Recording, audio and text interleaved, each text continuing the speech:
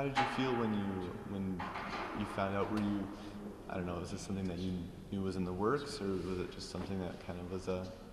No, the way this works in the church when a bishop is moved from one location to another is you have no idea this is happening. There's an entire process that takes place that is done very confidentially, so you're not even aware that you're being considered for a move until the phone call rings one day, and that's what happened to me on January 16th.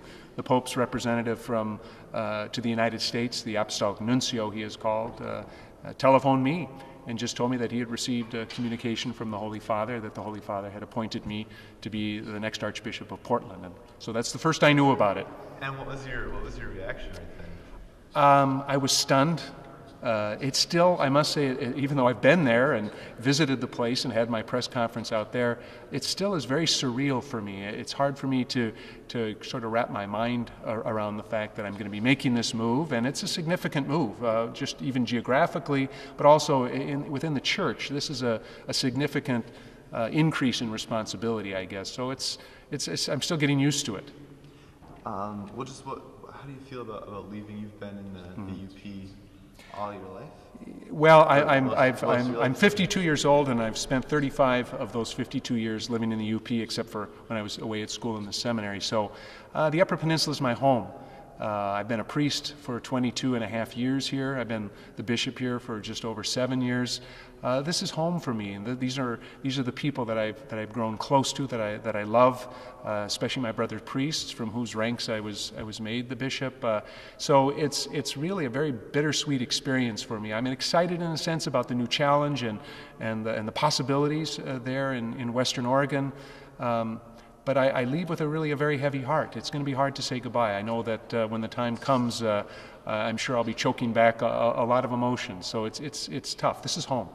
What are one or a couple of your biggest memories from your time as bishop here in the UP?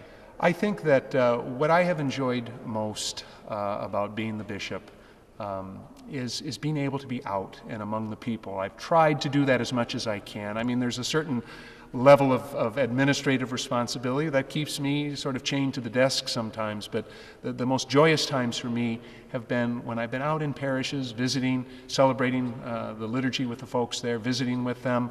My interaction with the young people of the diocese has been a very special and dear part of my time here, and I'll miss especially our people, and so I think those are the best memories. And we've done some great things, I think together, but I think it will just be my memory of the people and being with the people that I will treasure the most. Now, the Catholic Church has seen its share of struggles, I guess, in the last instance you've been bishop. Like, what do you see going forward with the church? I see, of course, I'm the proverbial optimist.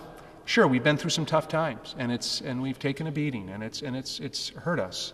And quite honestly, some of that is through our own doing in terms of pastoral leadership in the church. But I see this now as a very fertile ground for the new evangelization. I think, and I really do, I think we're poised for a renewal of faith. And it's going to start with us in the church strengthening our faith so that we can then share the gift of faith with others. But I think this is a time of purification, preparing us for a time of great renewal and growth. What do you see for the future of the church in the Upper Peninsula? Anything? I have great hopes for the church here in the Upper Peninsula. I mean, up until a little over 2 weeks ago, I was planning to be leading the church in the Upper Peninsula, the Catholic Church, into the future.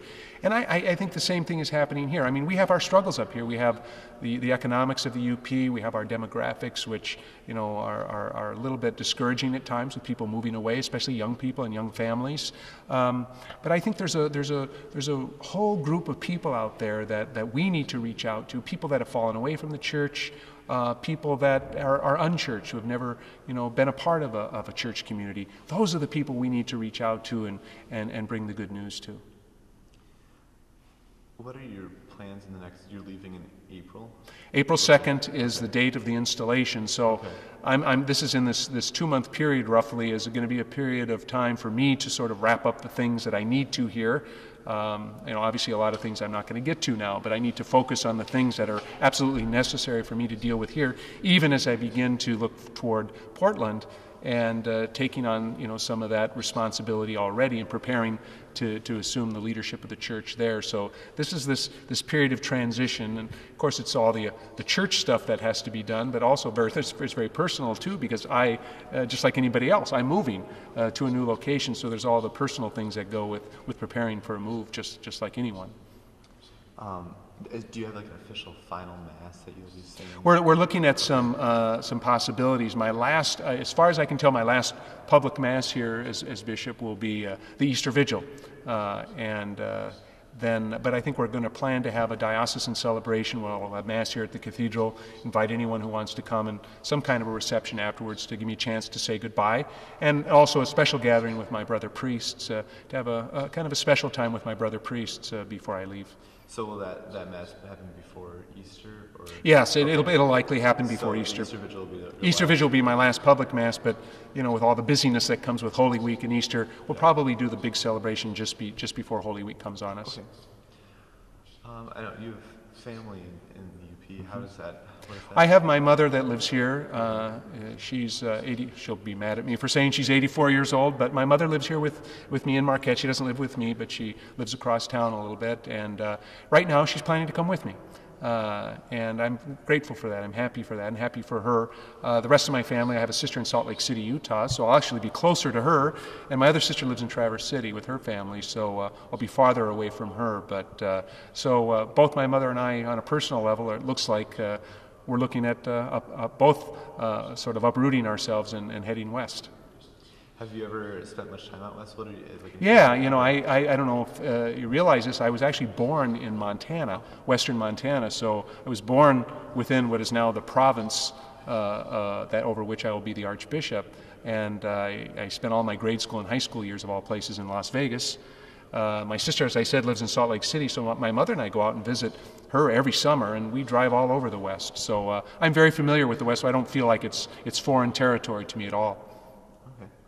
Anything else that you want to say, just looking back at your time serving the UP? Well, yeah, I think that as I look back at the time that I've been a priest and the bishop here, my only hope is that I've done some good, and hopefully have touched the lives of some through my leadership and brought them closer to Jesus and to our faith. And I also think about anyone I might have hurt during the time here, offended in any way, that I would ask their forgiveness as I go forth from them, and hopefully I will be able to accomplish some good things in Oregon. But I will take the people of the Upper Peninsula very much in my heart with me, and they will always be a very special place for me. What about the young people of the church that it seems like you have a special connection with? Yeah, I will miss that, and I am sure I will. I've just made a special effort to reach out to our young people. They're the future. They're the future not just of the church, they're the future of our society. So I made a special effort to reach out to the young people, and I'm sure I will do the same out there. It's part of me, and I cannot not reach out to you young people. Anything else? No, I don't think so. Yeah. Actually,